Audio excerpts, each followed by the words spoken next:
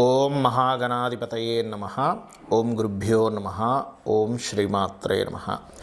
పరమేశ్వర స్వరూపమైనటువంటి జ్యోతిష, వాస్తు మరియు ఇతర అనేకమైనటువంటి శాస్త్రములను మనకు అందించినటువంటి మహర్షులకి నమస్కారం.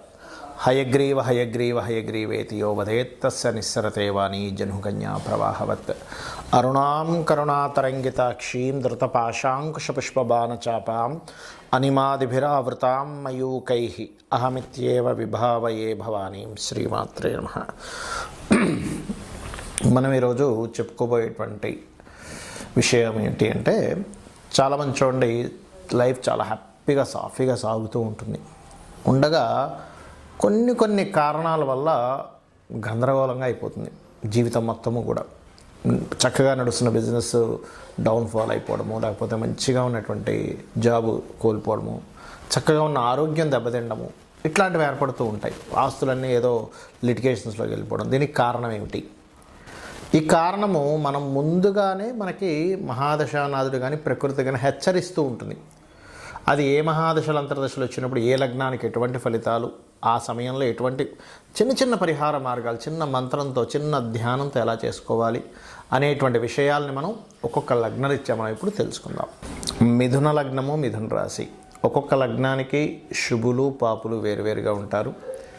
మీ లగ్నానికి ఎవరి యొక్క మహాదశ అంతర్దశలు వచ్చినప్పుడు జాగ్రత్తగా ఉండాలి, వాటి మూలంగా ఏ రకంగా లైఫ్ సాఫీగా సాగుతుంది, ఇబ్బంది పడుతుంది అనేటువంటి విషయాలు చెప్తుంది. నేనైనప్పటికీ కూడా చెప్పిస్తుంది సాక్షాత్ లలితామ్మవారిగా భావిస్తూ, ముఖ్యంగా మీ యొక్క లగ్నానికి తృతీయాధిపతి రవి అవుతాడు, షష్టమాధిపతి కుజుడు, అదేవిధంగా వ్యయాధిపతి అయినటువంటి శుక్రుడు, అష్టమాధిపతి శని అవుతాడు. అయితే మిథున లగ్నానికి చూసుకున్నట్లయితే లగ్న పంచమ భాగ్యాధిపతులు సర్వే త్రికోణ నేతారో గ్రహ శుభఫలప్రదాహ అనేటువంటి శ్లోకాన్ని ఆధారంగా తీసుకుంటే తృతీయాధిపతి సహజంగానే పాపి రవి అవుతాడు. మీకు రవి యొక్క ఫలితాలు, రవి రాసుల్లో ఉండే గ్రహాలు, రవితో కలిసి ఉన్న గ్రహాలు, లేదా రవి డైరెక్ట్గా పోర్ట్ఫోలియో పాడే కనుక రవి మహాదశ వచ్చినప్పుడు ఏమవుతుందంటే అధికారులతో గొడవలు వస్తుంటాయి. గుర్తుపెట్టుకోండి.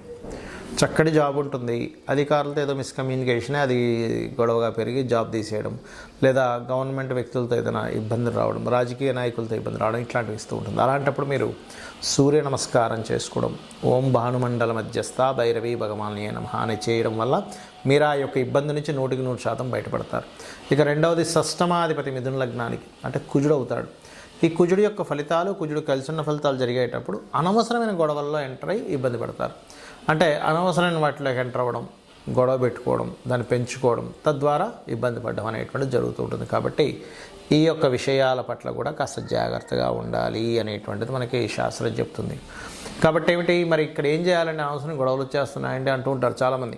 ఏంటో నాకు అర్థం కావట్లేదండి, అనవసరమైనటువంటి వాటిలోనే ఇరుక్కుంటున్నాను, చాలా ఇబ్బంది పడుతున్నాను అన్నప్పుడు మీరు సింపుల్గా ఏం లేదండి, మీది కూర్చొని ఓం నమో నారాయణాయ మంత్రం గనక ధ్యానం చేస్తూ ఉన్నట్లయితే మీకు ఆ గొడవల నుంచి బయటపడడం జరుగుతుంది.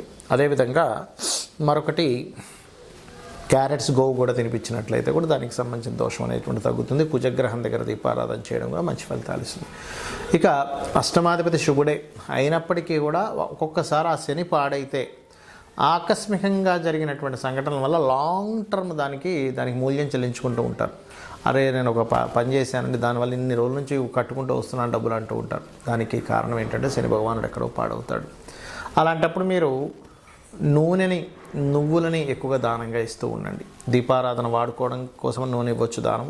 అదేవిధంగా మీకు వ్యయాధిపతి పంచమాధిపతి ఒక్కడే, కానీ ఇక్కడ శుభుడు అవుతాడు. ఒకవేళ ఈ శుభుడు కనుక పాడైతే సంతానం మీద ఎఫెక్ట్ ఇస్తూ ఉంటుంది.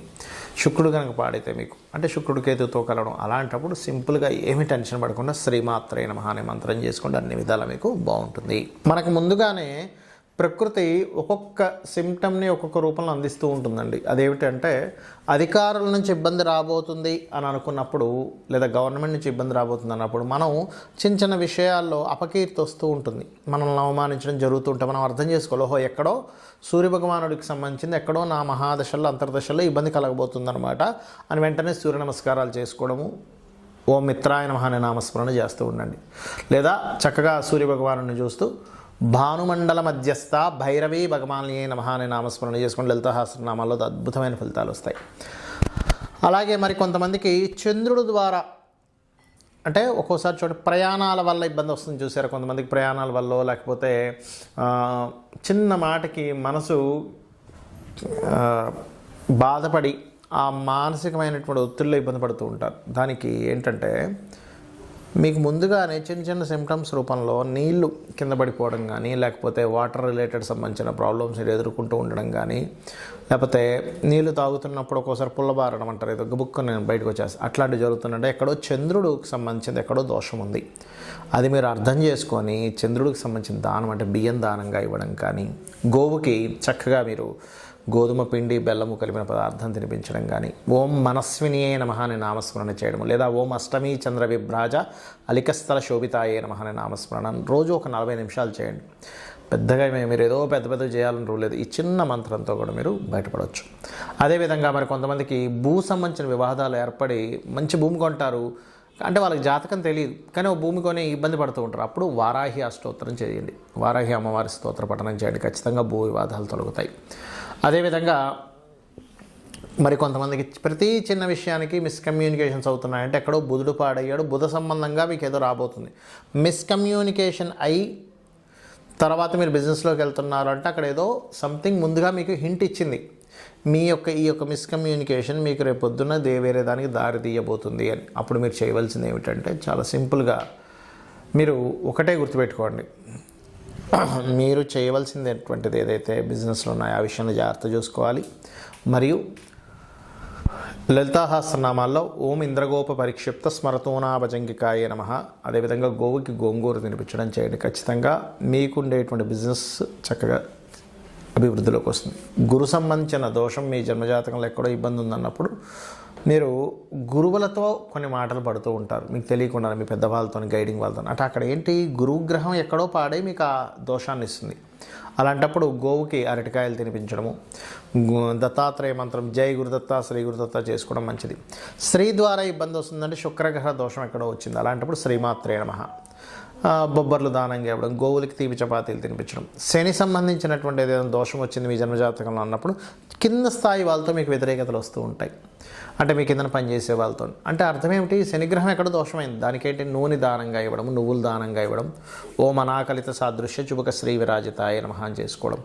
రాహు అయితే దుర్గని, కేతు అయితే గణపతి ఆరాధన చేయాలి. ఈ రకంగా చేసినట్లయితే మీకు జన్మజాతకం లేకపోయినా మీరు ఎన్ని ఇబ్బందుల్లో ఉన్నా ఆ సిమ్టమ్స్ అర్థం చేసుకుంటూ మీరు ఈ రకంగా లలితాసహస్రనామాలు చేసుకున్నా, లేదా నిత్య దీపారాధన చేసుకున్నా, నిత్య దేవతారాధన చేసుకున్నా మీకు ఎటువంటి ఇబ్బంది ఉండదు.